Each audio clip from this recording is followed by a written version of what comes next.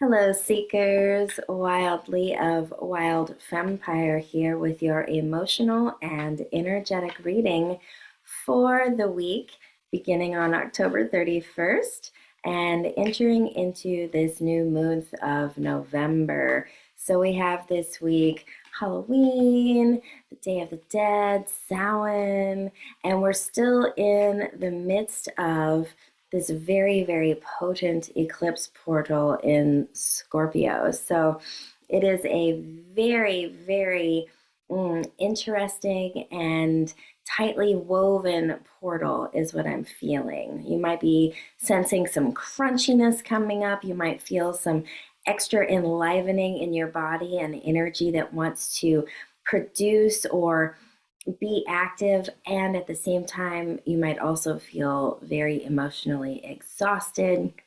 There is just this push-pull sensation that may also create some crunchiness or dissatisfaction in your closest relationships.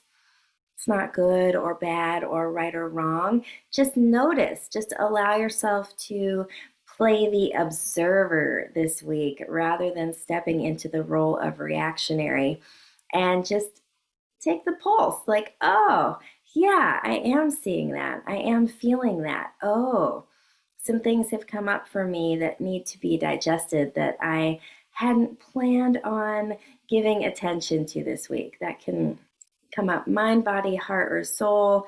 This is what eclipse portals are for, where the unseen becomes seen.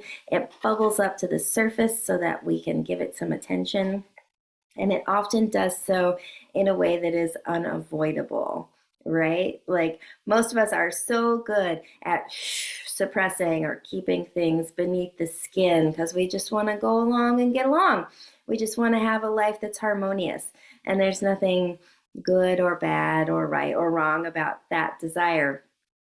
And yet, when we step into these times, particularly Scorpio season, but with an eclipse portal, going into winter, going inward, these things tend to rise to the surface. They bubble up because our system knows that in the long run, it's a lot better to get it out, to air it out, to communicate about it and find common ground rather than putting our needs and our desires on hold.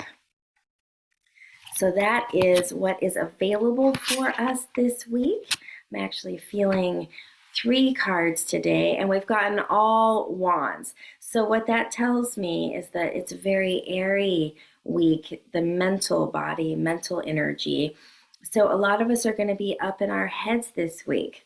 It happens a lot when stuff bubbles up. We start to go down the rabbit holes and get stuck on the hamster wheel. How many other euphemisms can I come up with of being stuck in the mind, all the mind fuckery that we do to ourselves when our external atmosphere is not the way we prefer it. So just note that, put a pin in it. Okay, I might be a little more likely to get stuck in my head, to ruminate, to create stories, to create dramas. It's fine. Now you have your little red flag to watch out for. So we have here first the Page of Wands. This lets me know, okay, we may collectively be pushed a little bit outside of our comfort zones.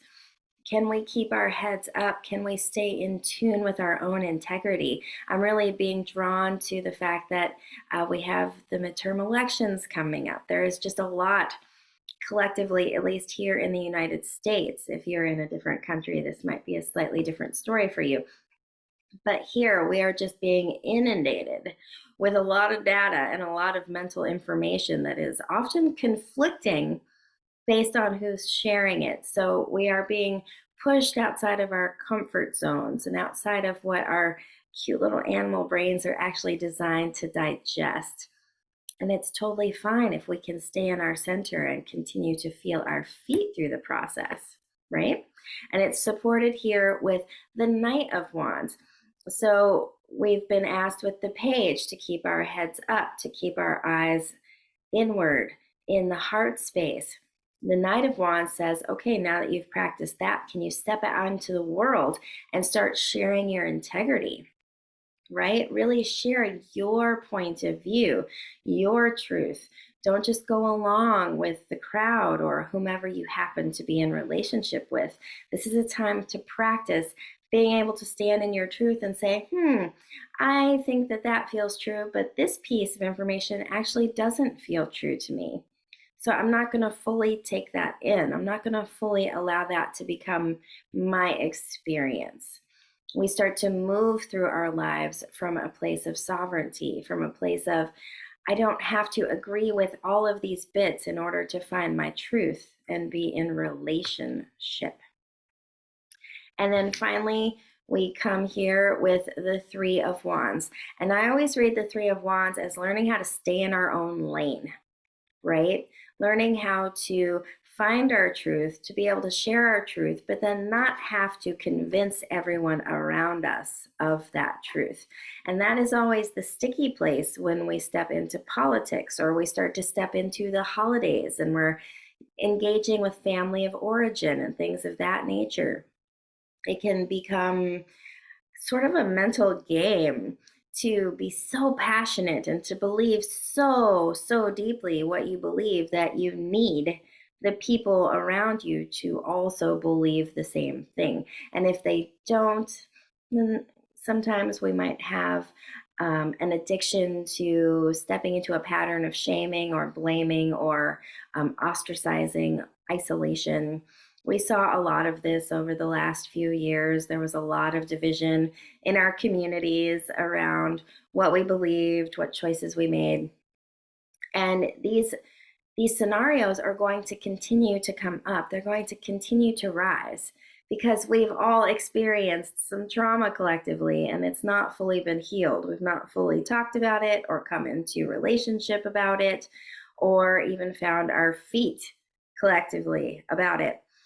So just remember, you're being asked to find your truth, to hold your truth, to be able to name your truth, and also not be attached to whether or not those around you subscribe to your truth. So it's a lot of fun this week, a lot of excitement, a lot of interesting scenarios.